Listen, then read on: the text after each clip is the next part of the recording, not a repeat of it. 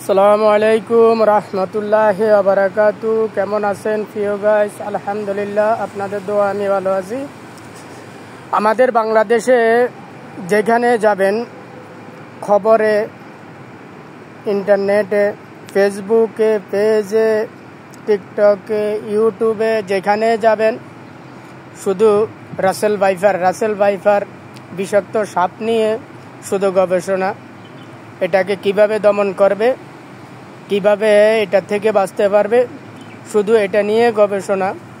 রাসেল ভাইপারের চেয়েও ভয়ঙ্কর বিষাক্ত রাসেল ভাইপার যে বাংলাদেশ ধ্বংস করতেছে, সেটা নিয়ে কেউ টেনশন করে না, সেটা নিয়ে কেউ ভাবে না। শুধু রাসেল ভাইপার আসছে বাংলাদেশে, বাংলাদেশের মানুষকে মেরে ফেলতেছে।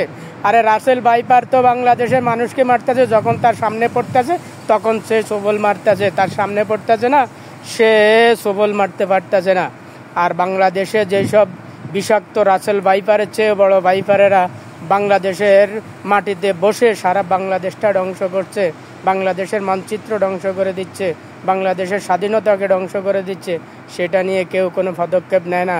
শুধু সাধারণত সামান্য একটা সাপ রাসেল ভাইপার, শুধু এইটাকে কিভাবে দমন করব সারা বাংলাদেশে হইচই পড়ে গেছে।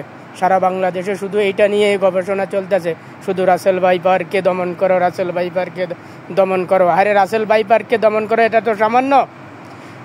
রাসেল ভাইপারের চেয়ে সবচেয়ে বড় ভয়ঙ্কর ভাইপার যারা বাংলাদেশকে ধ্বংস করে দিচ্ছে, বাংলাদেশের মানচিত্র ধ্বংস করে দিচ্ছে, বাংলাদেশের স্বাধীনতা ধ্বংস করে দিচ্ছে, সে রাসেল ভাইপারের জন্য কোনো সিদ্ধান্ত নেই, কোনো পদক্ষেপ নেই। শুধু সামান্য একটা রাসেল ভাইপার সাপ, সে মানুষকে সামনে পেলে তো সে আক্রমণ করে, না তো না।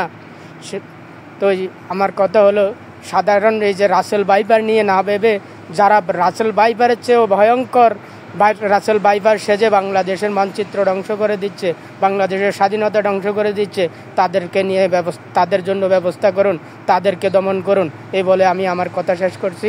আলহামদুলিল্লাহ, সবাই ভালো থাকবেন। আল্লাহ হাফেজ।